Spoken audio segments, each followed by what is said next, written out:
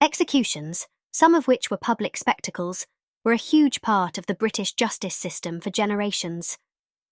Not only reserved for traitors, but also as the price to pay for robbery, murder, and even being in debt.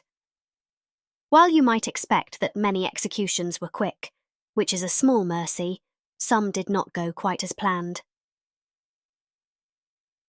Thomas Cromwell. Thomas Cromwell, one-time right-hand man to King Henry VIII, fell out of favour with the king following his marriage to his fourth wife, Anne of Cleves. Cromwell suggested the match, and initially, Henry was keen, but after meeting, it turned out that he actually didn't like her that much.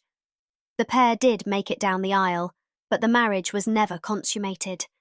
This spelled the beginning for the end for Cromwell, who slowly fell out of favour until he was arrested on charges of treason and heresy, likely influenced by the Duke of Norfolk. Cromwell was sent to the Tower of London, but wasn't sentenced until after Henry and Anne's annulment, just in case Cromwell had to be a witness.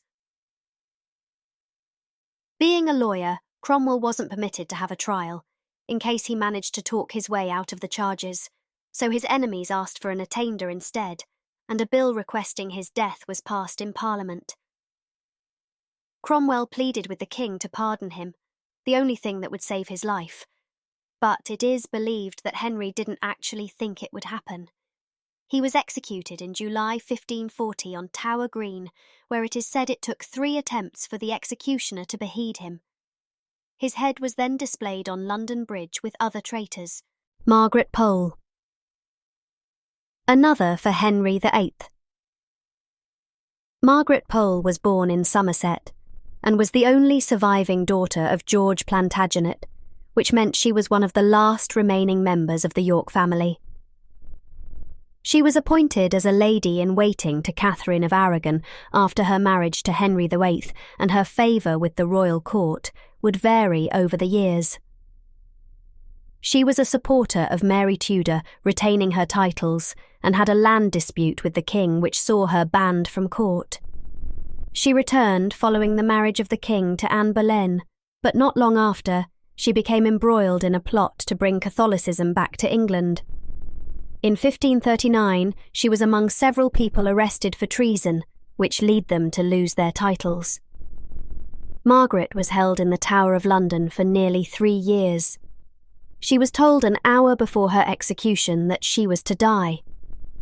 She was attended by an inexperienced executioner who reportedly hacked at her 11 times before finally managing to decapitate her. Mary, Queen of Scots. Another Tudor execution, but this time under Elizabeth, rather than her father. Mary, Queen of Scots, was Queen of both France and Scotland until being forced to abdicate in 1567. She had a difficult reign, and there has been much debate over whether she orchestrated her own downfall or if circumstances were against her. After being accused of killing her husband and being held against her will by one of the Scottish nobles, Mary fled to England, where she begged for help from her cousin, Elizabeth I. Elizabeth was wary of Mary, who, along with her son, had a strong claim to the English throne, and being a Catholic, had many supporters in England. She remained under house arrest in England for several years before being implicated in a plot to overthrow Elizabeth I. She was moved to Fotheringhay Castle, where she was put on trial and convicted of treason. Elizabeth hesitated to sign the death warrant, and even denied knowing that she had signed it after. Whatever the real story, Mary was executed at the castle on the morning of 8th February. She spent her last few hours in prayer and distributing her belongings among her household before being led out to an executioner's block. It wasn't a quick one for Mary, however. The first blow missed hitting the back of her head instead. The second hit her neck but didn't decapitate her. It took a further blow to do the deed. Lord William Russell. Lord Russell was a leading member of Parliament leading the Country Party, a forerunner to the Whigs, which would rise in prominence during the Georgian era. He laid the groundwork for the exclusion of Catholic monarchs from the line of succession which would have caused issues for James II, who had converted to Catholicism. He was allegedly part of the Rye House plot to get rid of James II and his brother, King Charles II, which led to him being arrested for treason. He spent some time in the Tower of London before being executed on 21st July 1683 at Lincoln's Inn Fields. No one is really sure what happened, but the execution was said to have been conducted poorly, so much so that the executioner would write a letter of apology afterwards.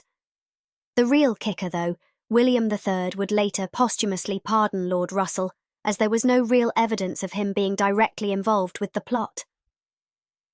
Funnily enough, though, several people have been convicted of libel after publishing works about his ghost. James Scott, 1st Duke of Monmouth. The same executioner who so poorly ended Lord Russell's life was up to the same shenanigans when it came to the Duke of Monmouth. James Scott, the 1st Duke of Monmouth, was the eldest illegitimate child of Charles II. He attempted to depose his uncle King James II and led a rebellion through Somerset. However, it failed and he was captured.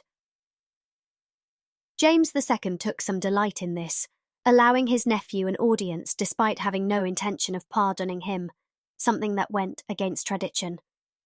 Numerous pleas were made to spare Monmouth's life. Even his stepmother, Charles II's wife, stepped in on his behalf.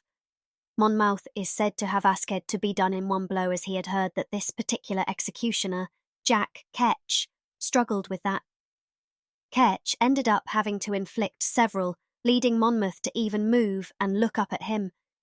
In the end, it took 8 blows of the axe and a knife to finish the job. Mary Ann Cotton. Known as the Black Widow, Mary Ann Cotton was an English serial killer who killed at least 11 of her children and 3 husbands for insurance money. She was born in County Durham and trained as a dressmaker, also working as a nurse and a housekeeper during her lifetime. It is believed that she had around 21 victims in total, poisoning them with arsenic. Her crime spree came to an end after her stepson died and an examination found arsenic in his system. The authorities then looked into the suspicious deaths of other family members. She was tried and convicted of the murder of Charles Edward Cotton, but it was believed that she was responsible for many others. She was hung at Durham Gaol. However, the rope was tied too short, which dragged out the execution. If you enjoyed this video, please subscribe and leave a comment down below.